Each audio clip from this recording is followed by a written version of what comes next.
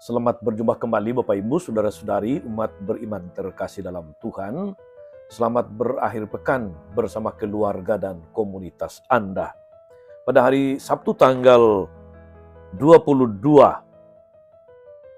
Maret 2025, saya mengajak kita sekalian saudara-saudara merenungkan kutipan Injil Lukas bab 15 ayat 1 sampai 3 dan ayat 11 sampai 32 tentang anak yang hilang yang kembali kepada bapaknya. Setelah dia sadar, dia menghambur-hamburkan segala miliknya. Kesadaran untuk kembali pulang menjadi kuat. Selalu ada jalan pulang. Kita dengarkan sabda Tuhan terlebih dahulu. Dalam nama Bapa dan Putra dan Roh Kudus.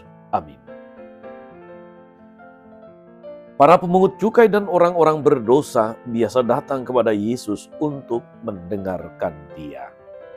Maka bersungut-sungutlah orang-orang Farisi dan ahli-ahli Taurat, katanya.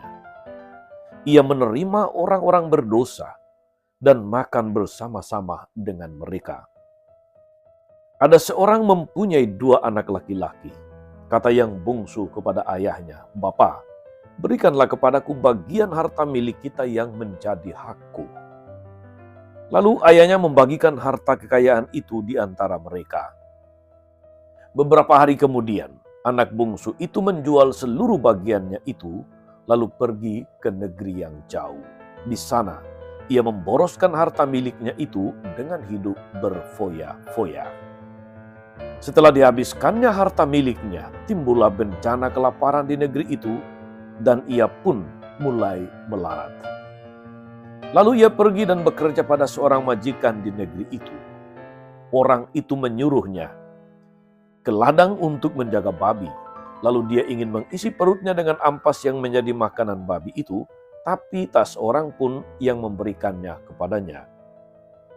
Lalu ia menyadari keadaannya, katanya, "Betapa banyak orang upahan Bapakku yang berlimpah-limpah makanannya. Tapi aku di sini mati kelaparan. Aku akan bangkit dan pergi kepada Bapakku dan berkata kepadanya, Bapa, aku telah berdosa terhadap surga dan terhadap Bapa. Aku tidak lagi layak disebut anak Bapa. Jadikan aku sebagai salah seorang upahan Bapa." Maka bangkitlah ia dan pergi kepada bapaknya.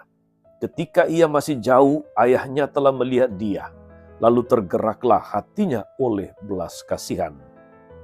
Ayah itu berlari mendapatkan dia, lalu merangkul dan mencium dia. Kata anak itu kepadanya, "Bapa, aku telah berdosa terhadap surga dan terhadap Bapa. Aku tidak layak lagi disebut anak Bapa."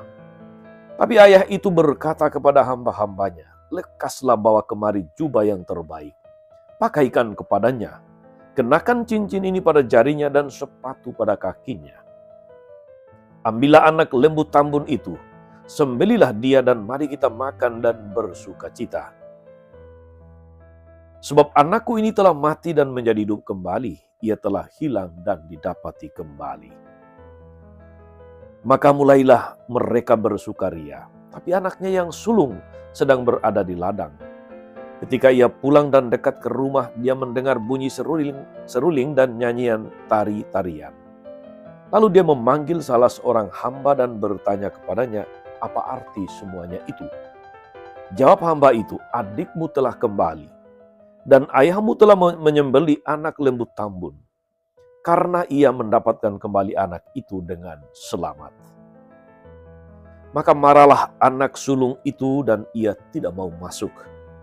Lalu ayahnya keluar dan berbicara dengan dia. Tapi ia menjawab ayahnya, katanya, "Telah bertahun-tahun aku melayani Bapa dan belum pernah aku melanggar perintah Bapa. Tetapi kepadaku belum pernah Bapa memberikan seekor anak kambing pun untuk bersukacita dengan sahabat-sahabatku.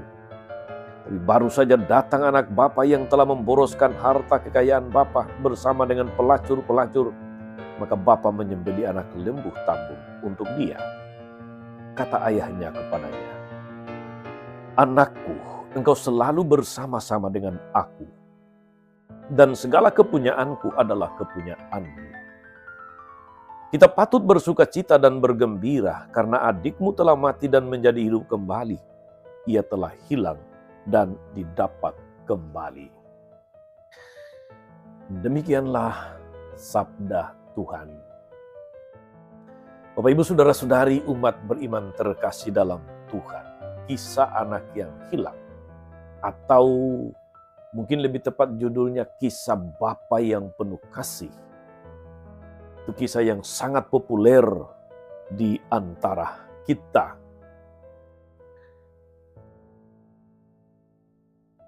Dalam arti tertentu, saudara-saudari, kita juga pernah mengalami barangkali pengalaman-pengalaman yang mirip dengan kisah tadi. Entah merasa marah, merasa kecewa, jengkel ketika ada orang melakukan pelanggaran, justru mendapatkan perlakuan istimewa, mendapatkan apresiasi. Bahkan karena tidak bisa mengendalikan diri dan mulut, seringkali kita justru mengucapkan kata-kata yang melukai sesama yang sudah terluka karena kejatuhannya. Hal ini dilukiskan secara terang benderang dalam Injil hari ini. Ketika anak bungsu yang telah menghamburkan harta kembali kepada ayahnya, lalu disambut dengan sukacita dan pesta, si anak sulung yang merasa adalah anak yang baik, setia, taat, tidak menuntut apa-apa pada bapaknya, dia tidak ikut bersukacita. Dia kecewa, dia marah karena merasa usahanya selama dia bekerja tidak pernah mendapat apresiasi. Tapi yang menghambur-hamburkan harta milik, kemudian jatuh miskin dan pulang, disambut dengan pesta. Sambut dengan sukacita yang luar biasa. Tapi disinilah saudara-saudari kita melihat kenyataan yang berbeda dari cara Tuhan memperlakukan kita orang-orang berdosa. Kita bagaikan anak-anak, semuanya bagaikan anak bungsu yang telah banyak melakukan kesalahan, banyak membuat pelanggaran, banyak menyakiti hati Bapa. Kita bisa bercermin di sini. Bapa yang baik tidak pernah menolak anak yang mau pulang, anak yang mau berubah, anak yang mau bertobat. Kita melihat di sini, saudari-saudara, bahwa ada sebuah inspirasi yang sangat kuat pada kita. Seperti anak bungsu yang kemudian sadar ini. Sadarlah dia siapa dia sebenarnya ketika segala sesuatu sudah habis. Dia adalah anak bapaknya. Dan dengan penuh kesadaran dia mau kembali pulang. Bahkan mengaku bahwa dia tidak layak disebut sebagai anak bapa. Hatinya penuh dengan remuk redam, penuh dengan penyesalan. Dan bahkan meskipun dia anak kandung yang telah membuat pelanggaran berat, dia datang dengan hati yang remuk redam dan berkata, jadikanlah aku seorang upahan Bapa. Kita bisa melihat saudara-saudari di situ, ungkapan penyesalannya akan jati dirinya yang telah rusak karena dosa, karena pelanggarannya. Dan datang dengan hati yang remuk redam menghadap Bapa dengan penuh harapan. Sekalipun tidak disambut sebagai anak kandung, cukuplah menjadi orang upahan. Kira-kira itu yang ada dalam benak, dalam pikiran dan hati anak bungsu ini. Maka dia mengambil jalan pulang untuk kembali kepada bapaknya. Dan ternyata di luar ekspektasinya, sambutan Bapa adalah sambutan yang penuh kasih. Sambutan Bapa adalah sambutan kepada anaknya yang memang telah hilang dan kembali. Tidak ada orang tua yang mau kehilangan anak. Tidak ada orang tua yang mau anaknya rusak atau hancur terus-menerus. Ketika anak mempunyai kesadaran baru, mengambil jalan pulang, selalu ada cinta dari orang tua kepada anak yang menyambut anaknya kembali.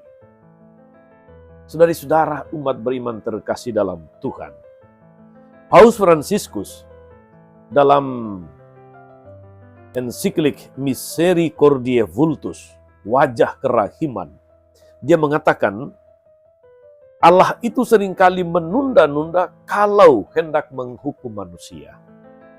Namun kalau Allah hendak memberikan, memberkati, dan mengasihi manusia, Dia lakukan saat itu juga. Bacaan yang kita dengarkan hari ini, saudara-saudari, menampilkan wajah Allah yang Maha Rahim. Karena itu, di awal tadi saya katakan, mestinya perikop ini judulnya bukan kisah anak yang hilang, tetapi kisah Bapa yang baik hati. Kisah Bapa yang Maha Rahim. Siapakah Allah seperti Engkau yang mengampuni dosa dan yang memaafkan pelanggaran dan dari sisa-sisa miliknya sendiri? Begitu Nabi Mika katakan dalam bacaan pertama. Dia adalah Bapa yang dengan setia menantikan anak sulungnya pulang, anak bungsunya pulang. Demikian Injil Lukas yang kita dengar tadi. Saudari-saudara, apa inspirasi, apa permenungan yang layak bagi kita saat ini? Apakah kita sendiri menyadari dan sungguh mengalami wajah kerahiman Allah? Wajah yang tidak pernah kecut kepada kita anak-anak yang dikasihnya. Wajah yang senantiasa rindu menunggu anaknya pulang. Wajah yang selalu mengundang kita untuk bertobat. Wajah yang mengajak kita untuk saling mengampuni. Demikianlah pula dengan kasih-Nya yang tidak sedikit pun berkurang karena dosa kita. Yang penting saudari-saudara, bangun kesadaran dan retaslah jalan pulang. Jalan pulang selalu menjadi jalan yang mungkin di satu sisi membuat kita takut, tetapi hasil akhirnya kita akan bersukacita bersama Bapa. Karena itu saudara-saudari, kita harus berani pulang ke rumah Bapa, pulang kepada Bapa yang penuh kasih. Setelah kita pergi jauh dari Allah, seraya mengaku, Bapa, aku tidak layak lagi disebut anak Bapa. Moga-moga saudari-saudara, permenungan ini membantu kita yang sedang menjalani masa prapaskah, masa tobat, untuk meretas jalan pulang kepada Bapa. Jangan takut, jangan cemas ketika saudara-saudari datang untuk mengaku dosa di hadapan Tuhan. Dia bukan Allah yang pemarah, Dia bukan Allah yang suka menghukum, Dia Allah yang senantiasa membuka tangan, menyambut setiap orang, menyambut setiap anaknya yang meretas jalan pulang kepada Bapa. Sebagaimana anak tadi yang kemudian dipestahkan, dipakaikan cincin, pakaian yang baru, sepatu yang baru, demikianlah Tuhan akan memurnikan citra kita yang telah rusak oleh dosa dan kesalahan, oleh pelanggaran, menjadi serupa dengan citra Allah sendiri. Tuhan Yesus memberkati kita semua. Amin. Tuhan Yesus Kristus, kami bersyukur karena Engkau Bapa yang penuh kasih, Bapa yang Maha Rahim, yang senantiasa menyambut kami dengan tangan terbuka, dengan hati yang luas. Meski kami seringkali jatuh dalam dosa, jatuh dalam pelanggaran, bagaikan anak bungsu yang menghambur-hamburkan segala yang telah Engkau percayakan kepada kami. Kuatkan kami Tuhan agar kami berani mengambil jalan pulang, berjumpa denganmu meskipun seringkali kami merasa tidak layak. Semoga Engkau menyambut kami dengan hati yang remuk redam, ingin berjumpa, ingin diterima kembali sebagai anak-anak-Mu. Terpujilah Engkau Bapa yang baik sepanjang segala masa. Amin. Saudari-saudara sekalian, berkat Allah turun atas saudari-saudara, atas mereka yang kita doakan atau kita janjikan doa.